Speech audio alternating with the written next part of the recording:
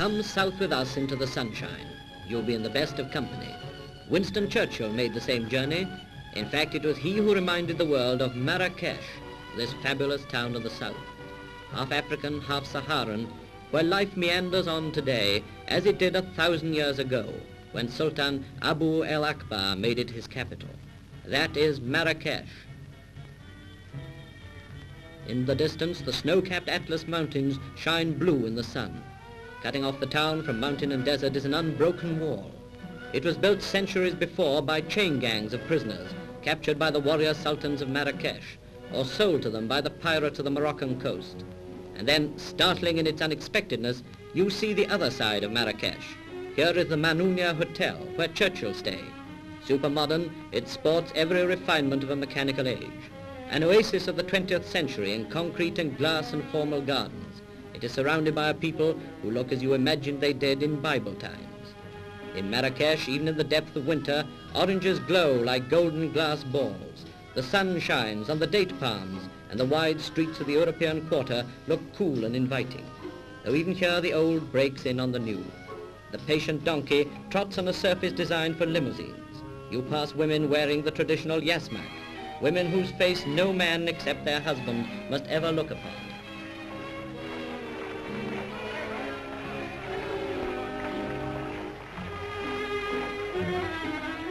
The donkey is king of the road here, but there is some modern transport. Not quite like a British bus, perhaps, but there are no luggage restrictions. And if you prefer to stand on the top deck, no one will stop you. In the streets, many-colored robes mingle with the older-fashioned white, and the children wear their hair shaven with this peculiar twisted pigtail.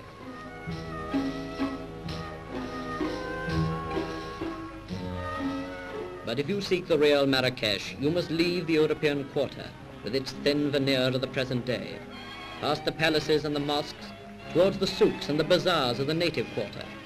Here, in a labyrinth of narrow streets, the hours fly quickly. Overhead, rush mats stretched across the streets break up the sun's rays. In the souks of Marrakesh, you can buy almost everything, except soap, which for some reason is unobtainable. A servant hired here costs practically nothing, and if you know where to go, you can still buy a slave, though officially slave trading is illegal. Padding barefoot through the shaded streets, the ordinary folk of Marrakesh do most of their shopping in the souks.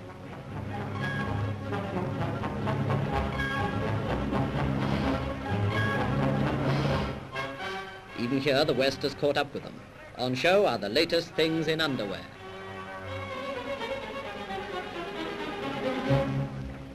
And exported, let's hope, from Birmingham, a batch of kitchen equipment.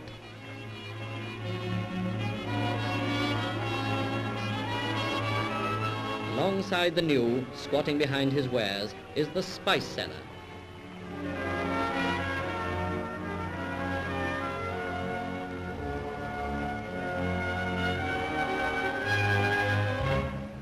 The greengrocer. And the careful customer who isn't going to be overcharged. They're all there, part and parcel of Marrakesh. And there's something curiously familiar about the shops, the salesmen and the shoppers. In the local china shop, for instance, the housewife is cautious and the shopkeeper uses gestures you can see any day in a British market.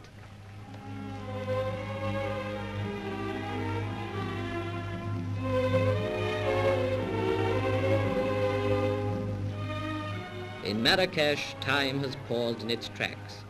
To travel there by plane from London is an experience rather like going to sleep in one's own bed and waking up in the time of David and Goliath and the prophets of the Bible.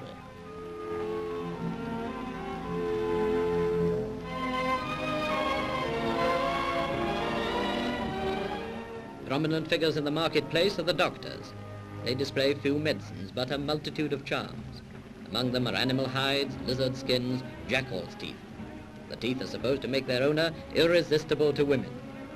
Around the streets, some refuse to have their pictures taken, especially the makers of opium pipes. But most have never seen a camera before.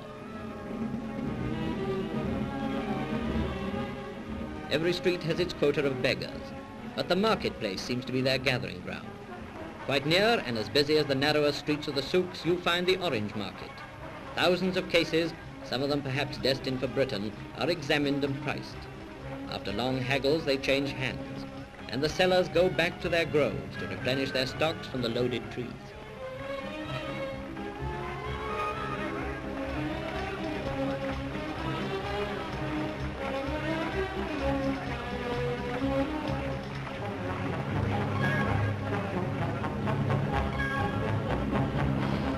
It's hungry work, even for the successful bargainers. Favorite dainties are a Moroccan version of the Indian chapati, this time fried in oil. Money is hard earned in Marrakesh, but if there are a few francs to spare, 10 to 1 it goes to the seller of Arabian mint tea.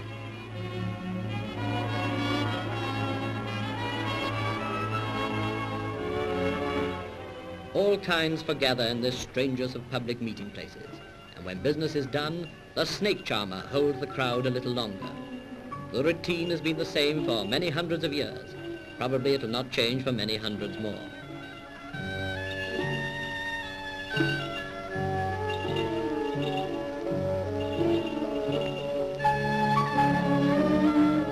High spot of the act comes when the Cobra takes the stage.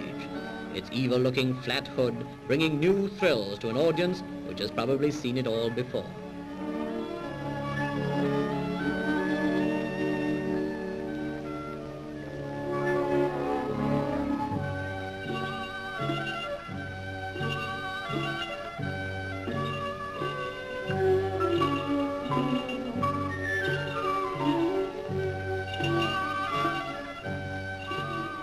Then there's the star comedian of Marrakesh. With a dance routine and a gift of expression, it'll be hard to beat.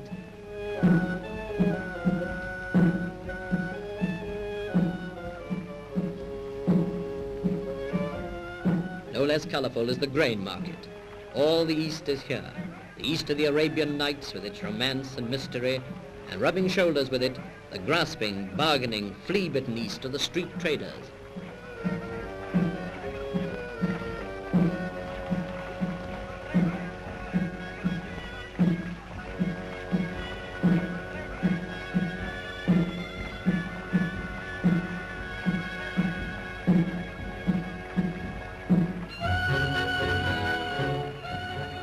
No question here of, if you don't want the goods, don't maul 'em.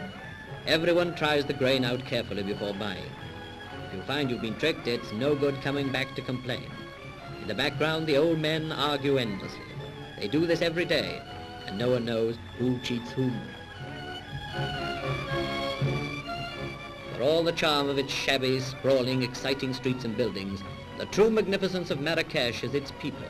Here you find the rugged Arab of the Sahara. Standing beside him, you may find the gentle-featured southern Berber, or the dark-skinned half-Negro from the Niger Valley. These people and the fantastic mixture of their races have produced a type quicker-minded and more vigorous than can be found anywhere in the Sultan's empire.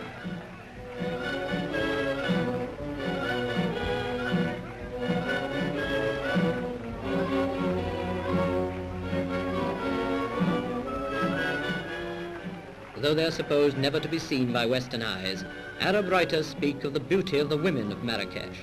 Certainly they walk with great dignity, their babies slung at their backs and carrying heavy loads on their heads.